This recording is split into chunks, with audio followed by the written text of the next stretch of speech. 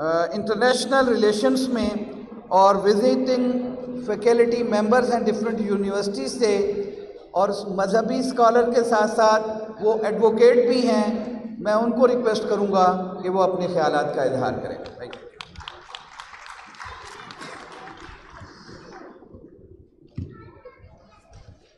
اعوذ باللہ من الشیطان الرجیم، بسم اللہ الرحمن الرحیم، اللہم صلی علی محمد و آل محمد وعجل فرجہم۔ سب سے پہلے میں اس گرینڈ کانفرنس کے انعقاد کرنے پر نو اور نیور موومنٹ کا شکریہ ادا کرنا چاہتا ہوں، اور میں نے ڈاکٹر نصر شاہد کو جو الفاظ ادا کرتے پایا، میری یہ فیلنگ ہے کہ وہ الفاظ وہ اپنے دل سے ادا کر رہے تھے، وہ کیفیت تھی جو وہ اپنی زبان سے ادا کر رہے تھے۔ اور اگر ہم سب کی یہ کیفیت ہو جائے کہ ہم بے چین ہو جائیں کہ اس وقت پاکستان میں جو پریویلنگ لا لیسنس ہے، تو خدا کی قسم بہت تھوڑی تعداد کے ساتھ بھی پاکستان کی موجودہ ایکویشن چینج ہو سکتی ہے، اور یہ اسٹیگنیشن آف مائنڈ جو ہے وہ انشاءاللہ تعالی ختم ہو سکتی ہے۔ میں ان کا شکریہ ادا کرنا چاہتا ہوں، اور آج ایک بہت ہی ڈائیورسیفائیڈ اور بہت ہی زبردست جو ہے ماشاءاللہ سپیکرز کا جو ہے وہ بینچ تھا جس کے اوپر بات چیت ہوئی ہے ان موضوعات کے اوپر۔ میں چونکہ جو گرینڈ اس کا ٹاپک ہے اس کے اوپر بھی تھوڑی سی بات کروں گا، اور ظاہر ہے جو مجھے اسائن کیا گیا اس کے اوپر بھی بات کروں گا، اور جو کرنٹ امپاس ہے اس وقت پاکستان کے اندر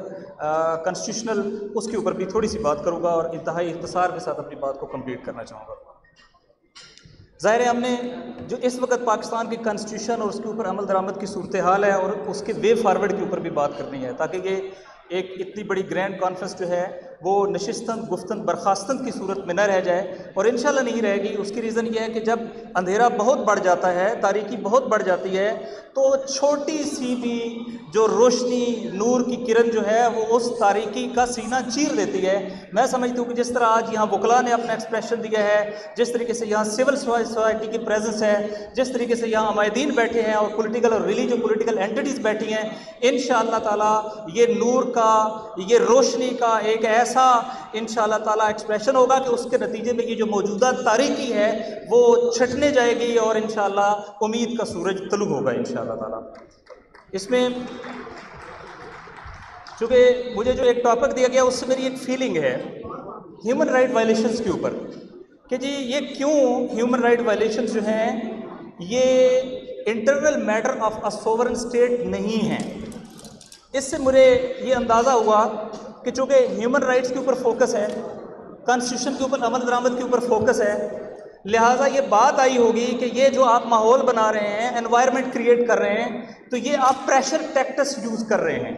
آپ چاہتے ہیں کہ جو سوورینٹی ہے ہماری اسٹیٹ کی، ایک سوورینٹی ہے، اسٹیٹ اپنی ڈیسیژن میکنگ خود کرتی ہے، اسٹیٹ کے ڈیسیژن میکنگ کے اوپر کوئی اثر انداز نہیں ہو سکتا، لہٰذا آپ ہماری سوورینٹی کو کمپرومائز کرنے کی کوشش کر سکتے ہیں۔ یہ ممکن ہے کہ ایک کاؤنٹر ورژن دیا گیا ہو یا ایگزسٹ کرتا ہو آپ سب کے اس ورژن کے مقابلے میں، کہ نہیں اسٹیٹ سوورینٹی جو ہے وہ اس کے مقابلے میں نہیں ہے، بلکہ جو انٹرنیشنل رائٹس ہیں، ہیومن رائٹس ہیں، اور آئین کے اندر جو دیے ہوئے رائٹس ہیں، ان کی بات کرنا دراصل ریٹ آف دا اسٹیٹ کی بات کرنا ہے، عمل قانون کے اوپر عمل درآمد کی بات کرنا ہے۔ تو میں یہ عرض کرنا چاہوں گا، اور اس سے آگے اپنی بات کو بڑھاؤں گا، کہ سوورینٹی بنیادی طور پہ ڈیسیژن میکنگ میکنزم کے اوپر ہوتی ہے، کہ جو اسٹیٹ کا ڈیسیژن میکنگ میکنزم ہے وہ انڈیپینڈنٹ ہونا چاہیے،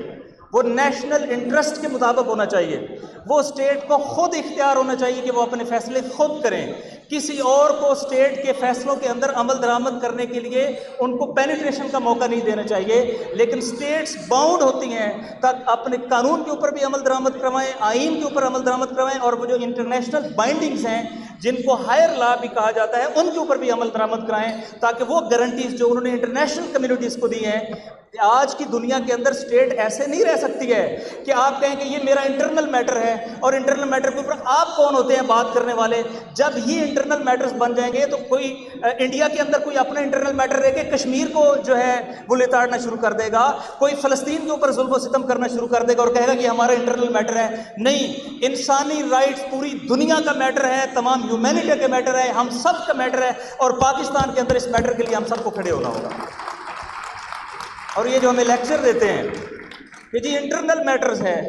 تو میں آج ڈاکومنٹڈ بات، میرے وکلا دوست بیٹھے ہیں، میں ڈاکومنٹڈ بات کر رہا ہوں، یہ تو میری بات نہیں ہے نا، یہ تو ڈاکومنٹڈ بات ہے۔ جب آپ کی اپیکس کمیٹی بیٹھی اور اپیکس کمیٹی میں بیٹھ کے آپ نے ڈکلیئر کیا تھرو پاکستان کے انٹرنیشنل اور نیشنل میڈیا چینل کے ذریعے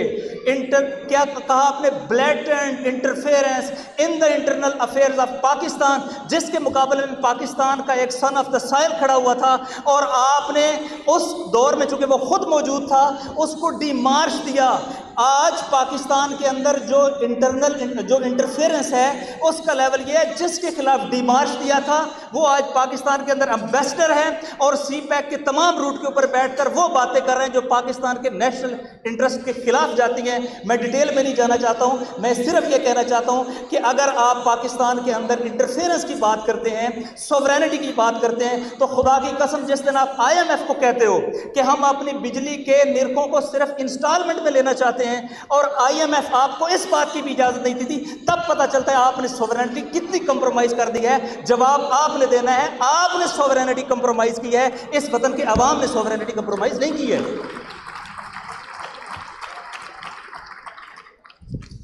لہذا چونکہ اس سے پہلے حامد خان صاحب نے بات کی ہے یونائٹڈ نیشن کا جو ہیومن رائٹ کا چارٹر ہے اس کے اوپر، جس کو 1948 میں پاکستان اس کا سگریٹری ہے، پاکستان کے اوپر بائنڈنگ ہے۔ پاکستان کی ہیومن رائٹ کی اگر آپ اٹھا کر دیکھیں ویب سائٹ جو پاکستان کی منسٹری آف ہیومن رائٹ کی، میں اپنی بات نہیں کر رہا ہوں، انالیسس بھی نہیں دے رہا ہوں، تو انہوں نے بھی لکھا ہوا ہے کہ جو نو کنونشنز ہیں اور کچھ ایڈیشنل پروٹوکولز ہیں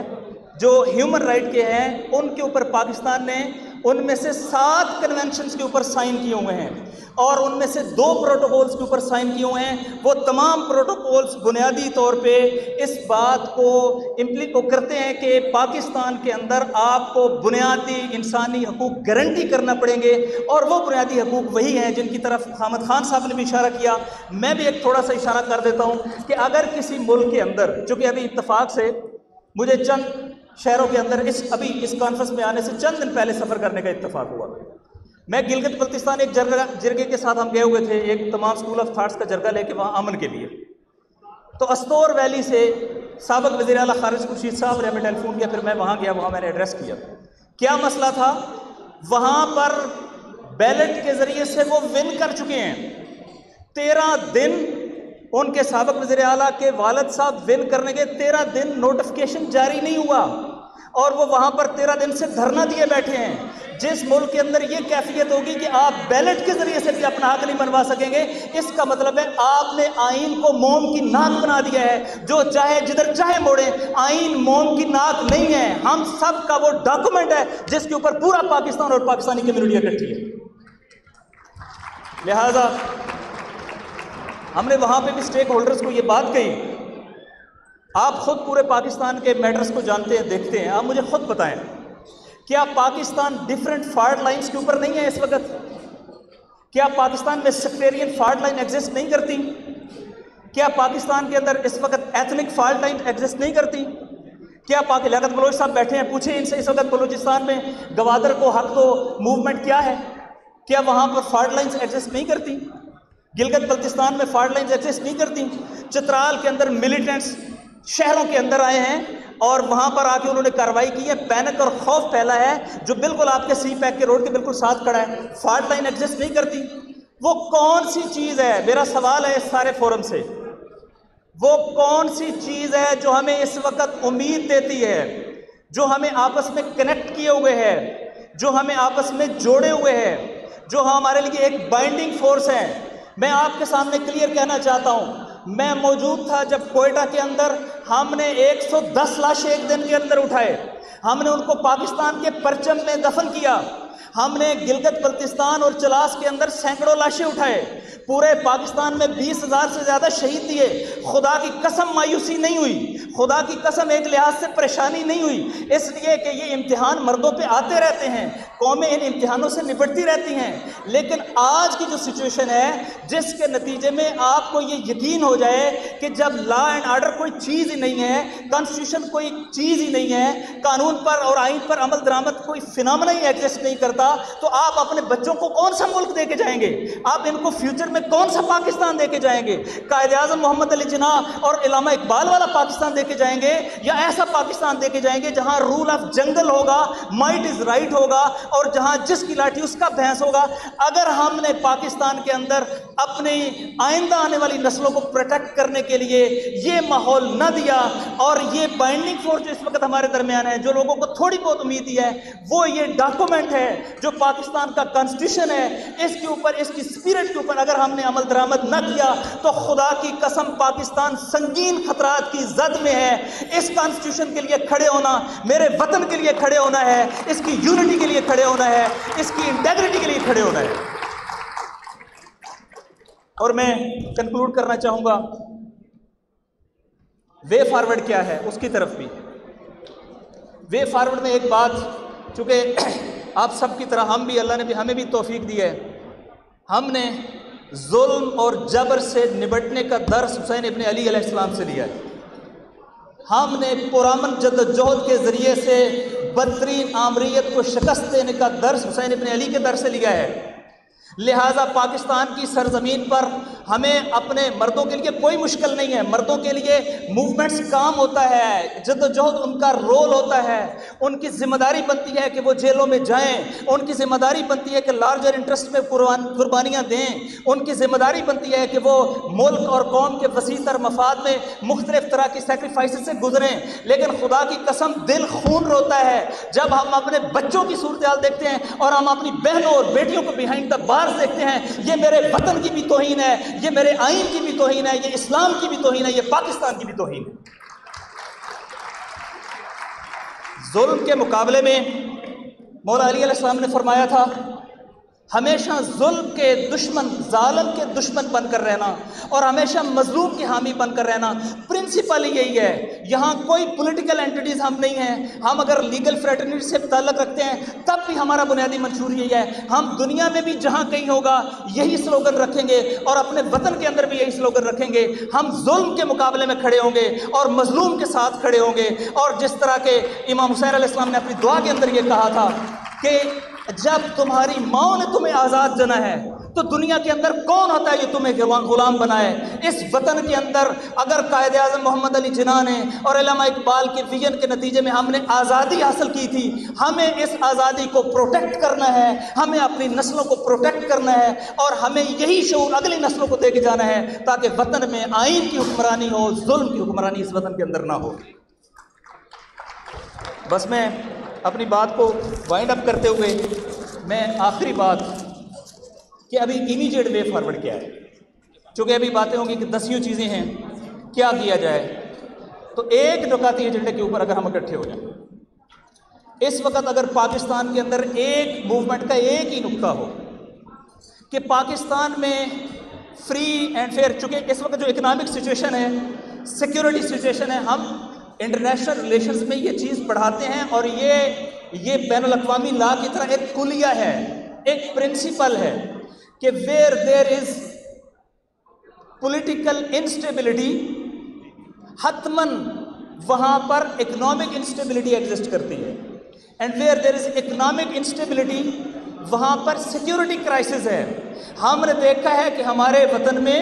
جب سے پولیٹیکل انسٹیبلٹی آئی ہے، اقتصادی انسٹیبلٹی اور بحران آیا ہے، اور جب سے اقتصادی بحران آیا ہے ہمارے وطن میں سیکیورٹی کا بحران آیا ہے۔ اور اس وقت آپ ڈیٹا اٹھا کر دیکھ لیں، پاکستان کی ہسٹری میں جو انسرجنسی اور ملیٹنسی کا یہ رائز ہے، یہ پاکستان کی ہسٹری میں اس وقت بھی نہیں رہا جب ٹی ٹی پی اور یہ ساری موومنٹس آپس میں اکٹھی تھی۔ بدترین اس وقت صورتحال ہے، اس کو ریورس کرنے کا طریقہ کار ایک ہی ہے، اور وہ ہے پولیٹیکل سٹیبلٹی۔ اور پولیٹیکل سٹیبلٹی کے لیے ہم ایسے فری اینڈ فیئر الیکشن چاہتے ہیں، پاکستانی آئین کی دی ہوئی حدود کے اندر چاہتے ہیں، جس کو ووٹ دیا جائے اسی کا ووٹ ہو، لیول پلینگ گراؤنڈ ہو، تمام اینٹیٹیز کو کھل کے میدان کے اندر آنے دیا جائے، اور پاکستان کے 25 کروڑ عوام کو یہ فیصلہ کرنے دیا جائے وہ کیسی حکومت چاہتے ہیں، کیسا لا چاہتے ہیں، کیسی گورننس چاہتے ہیں۔ اگر یہ فیصلہ کریں گے تو پاکستان میں آئین کی حکمرانی ہوگی، عدل کا نفاذ ہوگا، اور پاکستان میں لا آف جنگل پریویل نہیں کرے گا۔ ہمیں اس کو آگے بڑھانا ہے، اور پاکستان میں امن کے لیے، استحکام کے لیے، اسٹیبلٹی کے لیے، پاکستان کو دوبارہ ڈگنیٹی کے رستے پر چلانے کے لیے شرم آتی ہے جب ہم نیبرنگ کنٹریز کے تناظر میں بھی پاکستان کی صورتحال کو دیکھتے ہیں. اس کی واحد وجہ سیاسی عدم استحکام ہے اور اس کے پیچھے بنیادی طور پہ آئین اور قانون کے اوپر عمل درآمد نہ کرنا ہے. یہ آئین اس وقت ہمارے درمیان بائنڈنگ فورس ہے. اس کو دوبارہ اگر احیا کریں گے، اس کا اگر ہم اس طریقے سے اس کو سلوگن بنا کے چلیں گے، اور جیسا کہ وکلاء نے یہ سلوگن دیا ہے، رول آف لا کا سلوگن دیا ہے، جب لا پریویل کرے گا تو انشاءاللہ تعالیٰ انلیگل اینٹیٹیز پاکستان کے اندر ریموو ہونا شروع ہو جائیں گی. عوام کی حکمرانی ہوگی، آپ کی حکمرانی ہوگی، ہم سب کی حکمرانی ہوگی، اور وطن کے اندر بنیادی انسانی حقوق گارنٹیڈ ہمیں نظر آئیں گے. آپ سب کا، منتظمین کا، اور جنہوں نے اس موضوع پہ گفتگو کی ہے، انہوں نے اس ظلم کے ماحول کے اندر عدل کی ایک کرن روشن کی ہے. ان سب کا شکریہ ادا کرنا چاہتے ہیں، آپ کی پریزنس کا شکریہ ادا کرنا چاہتے ہیں. السلام علیکم.